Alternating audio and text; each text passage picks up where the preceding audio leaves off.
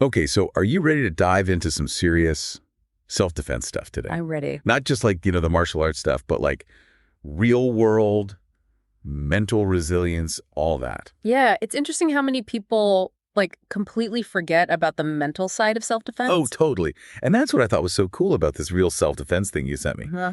It calls the brain your first tool. Right. Which I was like, that is so true. It makes sense though, right? Yeah. I mean, your perceptions, your reactions, even just like registering a threat. Yeah. That all starts up there. Yeah. And speaking of the mind, there's this really cool analogy in here about a car in a garage. Okay. To show how we lose sight of ourselves, our ego, like in the clutter of life. So imagine your ego is like this awesome car. Okay. But it's stuck in the garage, buried under like years of junk, doubts, anxieties, right. all that stuff. That's a really powerful image Yeah. because it's like all that clutter. It's like walking through the world and you just can't see. You can't access all the like potential of who you really are. Okay, so how does that car in the garage actually connect to like defending yourself? So a clouded ego, meaning like one that's bogged down with all that baggage, can make you more vulnerable, basically. You're not showing up with all the tools you have. Right. This guide says that like the first step to self-defense is actually clearing out that clutter, reconnecting with that strength.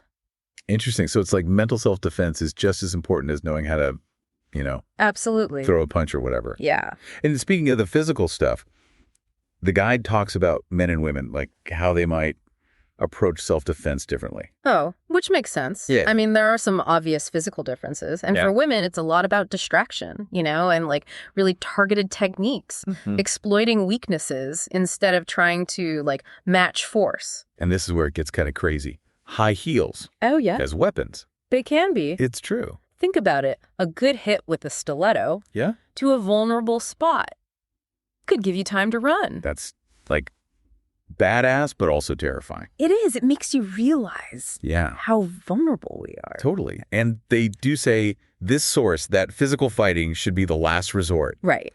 What's their first line of defense? Talking. Really? They're big on verbal de-escalation. Your voice is a tool. Talk, talk, talk. That's their motto. Introduce doubt, confusion, anything to stop it from getting physical.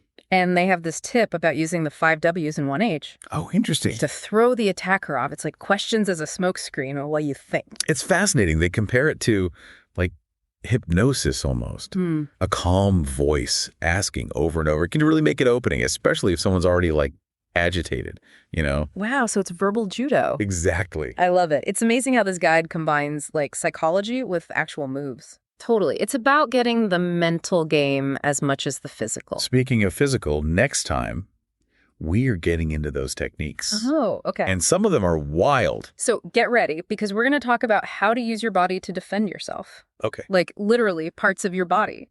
I'm intrigued, I have to admit, when I read that part about using your head as a weapon, I was like, I don't know about that. Right. It sounds worse than it is.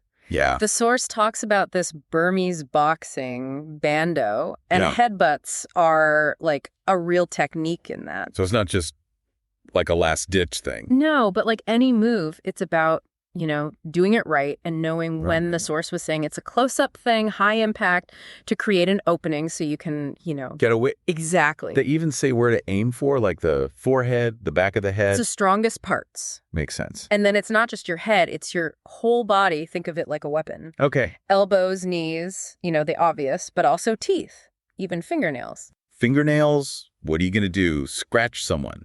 Hey, a scratch to the face, the eyes, that can really mess someone up. Plus, worst case, you might get some DNA. Oh, right. Evidence. Exactly. Anything helps. It's true. In that moment, you just got to use what you got. No rules in a real fight, right? Mm-hmm. And hesitating, that's what gets you hurt. So knowing a bunch of different moves. Even weird ones. Yeah, could save you. This source does not mess around. They get into some serious detail about, like, the body's weak points. Which you need to know that. I guess so. It's not about being, like, aggressive. It's anatomy, pure and simple, where to hit for the most effect. So you can get away. Exactly. They mention the obvious ones, eyes, throat, but then they talk about the thoracic vertebrae. The what? It's your spine, upper back. Oh, right. Apparently it's really exposed, a knee and elbow there. Ouch. Yeah, that'll slow someone down. Good to know, although a lot to take in. Well, knowledge is power, right? Yeah. Knowing the body's strengths and weaknesses, that's self-defense too. And then it's not just strength. There's a whole section on distraction, deception that gets kind of intense. A little bit, yeah. Especially for women when it comes to like threats. Yeah, they talk about some stuff. Ethically, it's complicated. Like throwing your wallet, or even, it's going to sound weird, but using like flirting to disarm someone. It's about survival. In those moments, nothing else matters. Right. Morals kind of go out the window. It's about staying alive, whatever it takes.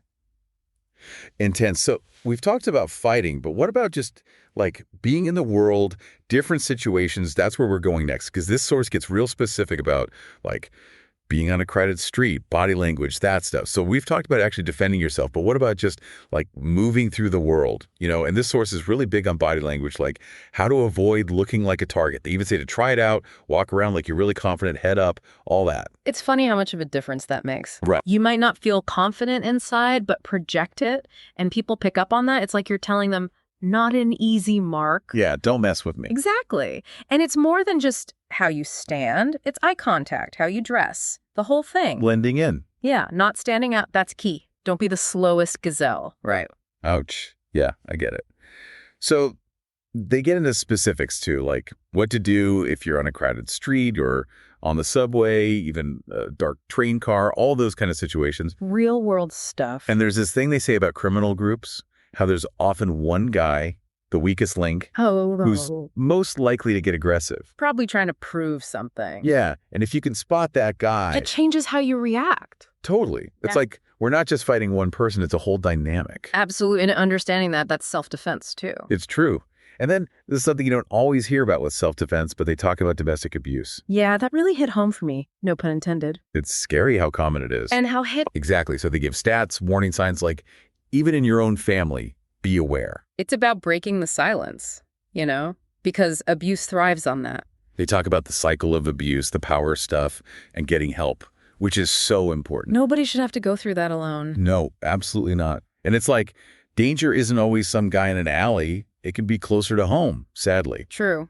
And speaking of what happens after, if something does happen, they don't just leave you hanging with the physical stuff. Right. They talk about the mental and emotional side. Trauma is huge, and this source gives you a way to understand it, how it messes with you.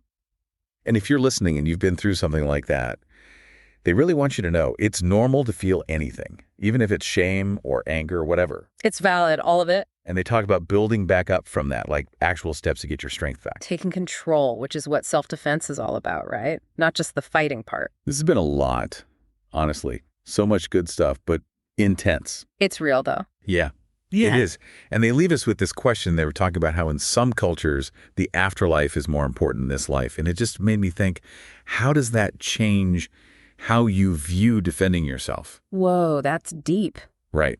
Like if you're not as afraid to die, does it make you, I don't know, braver or more reckless?